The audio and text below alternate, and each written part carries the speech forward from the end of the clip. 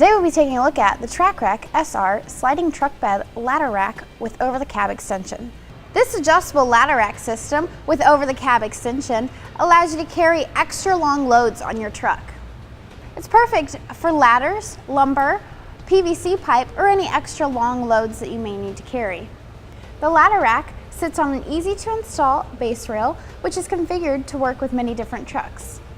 Your base rails simply sit in your vehicle's stake pockets and no drilling is required.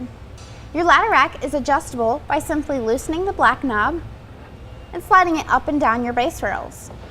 All three of our crossbars measure 69.5 inches long, while the height of our ladder rack is 25 3/8 inches. Our cantilever extends 32 inches over our cab. The whole system has a 1,250-pound weight capacity. Our adjustable load stops allow us to carry loads of various sizes. Simply undo the black knob and slide the stop down the track and tighten it back down.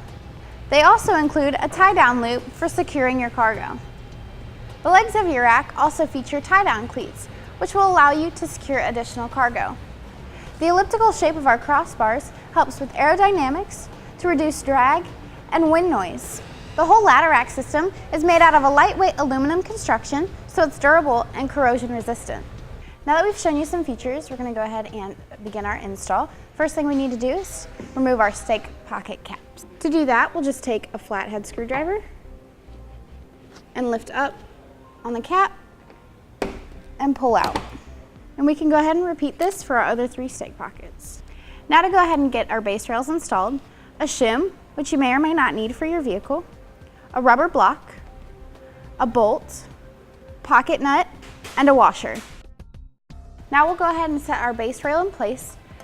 Now this is vehicle specific, so you do want to check your owner's manual for the right layout of your vehicle. Now to get it attached, we'll grab our hardware.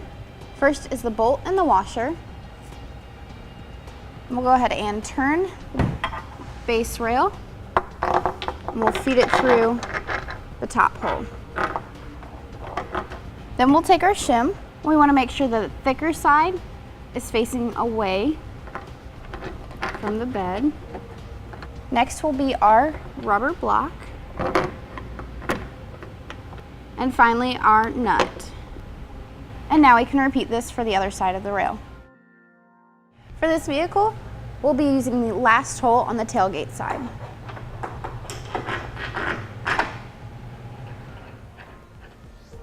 Now to make sure that our blocks are in the horizontal position and to get an extra set of hands to set this in place.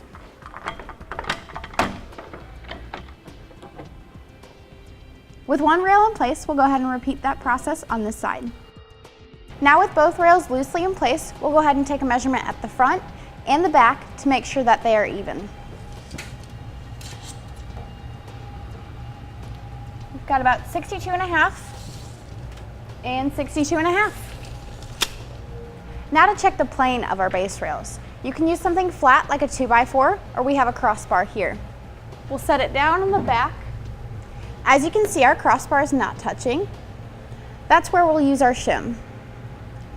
Now we'll go ahead and push it through, helping to even it up. Now we'll go ahead and do the same on this side. Now we can go ahead and tighten the rear down. We use our included tool in conjunction with our 5/16 socket wrench. What this is doing is pushing our rubber block out so that it wedges into our stake pocket. Now we'll do the same thing on this side. We'll check the plane here at the front. Now I found that I need to use a flat blade screwdriver to help push the shim. And now we'll tighten down the front. The same thing on the other side.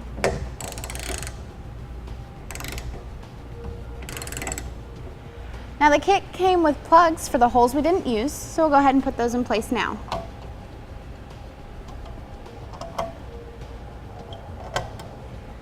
And we'll repeat the same step for our other holes. Now we've gone ahead and reconfirmed our measurements, we're going to go ahead and torque it down as specified in the instructions.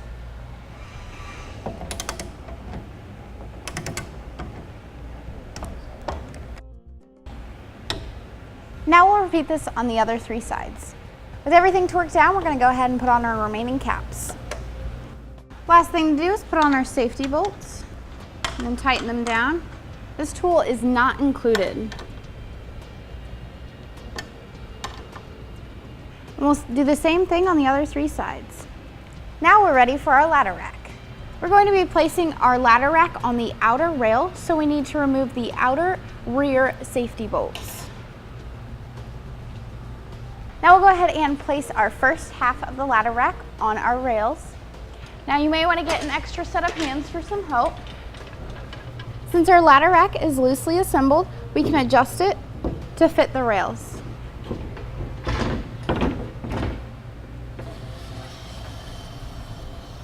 With our first one installed, we'll go ahead and grab our second half and fit it onto the vehicle. Now we can replace our safety bolts.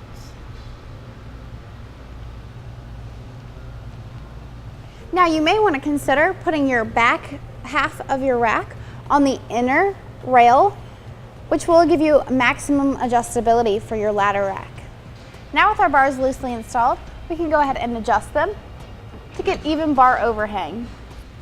We've got about 3.5 inches on this side, so we want to make sure the other side is the same. We've got about 3.5 on this side as well. We'll do the same thing that we did with our front to our rear bars. Now we can go ahead and tighten down our bolts. And now we'll repeat this on the other 3 sides. Now we'll go ahead and torque all of our bolts as per the instructions. Now we can go ahead and tighten down our knobs once we get our ladder rack in place. And that'll secure it so we can go ahead and load up our gear. With our ladder rack in place, we can go ahead and install our cantilever extension. So if we were just using our ladder rack, we would use these braces here, which are the normal braces, but instead we're going to use the cantilever brace. So the first thing we'll need to do is switch out our regular brace for our included cantilever brace. Now I've gone ahead and removed our crossbar. There are 2 bolts in here that we'll have to remove to replace our brace.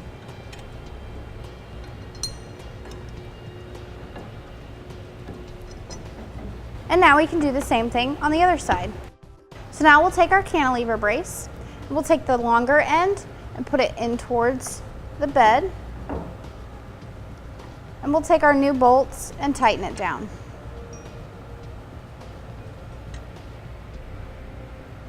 Now we'll go ahead and torque it down as specified in your instructions.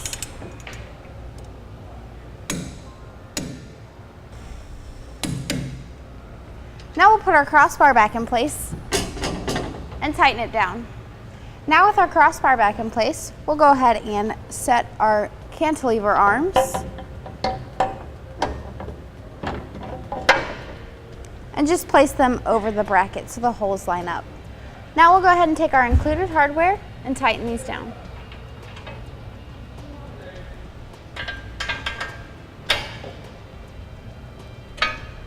And now we'll do the same thing on the other side. And now we'll torque down our bolts. Now we'll go ahead and set up our cantilever bar. We take one of the T-bolts on top, slide that through, and then the bottom we'll get 1 T-bolt and 1 regular bolt. With that done on both sides, we'll go ahead and get an extra set of hands to load up our bar.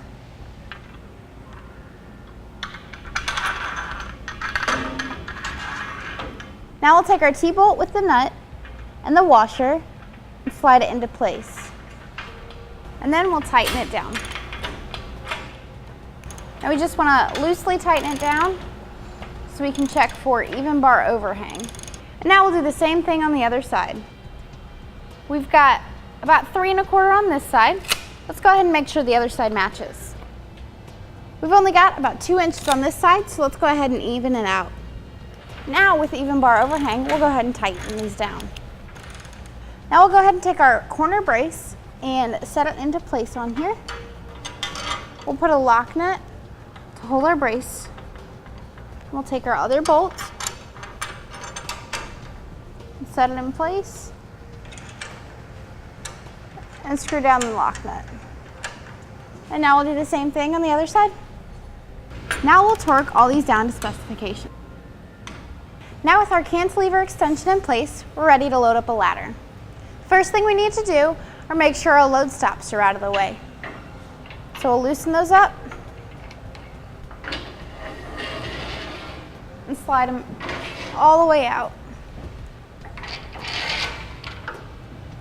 Now we can go ahead and grab our ladder and get it into place. We'll have somebody help me with this. Now we'll adjust our load stops to fit our ladder.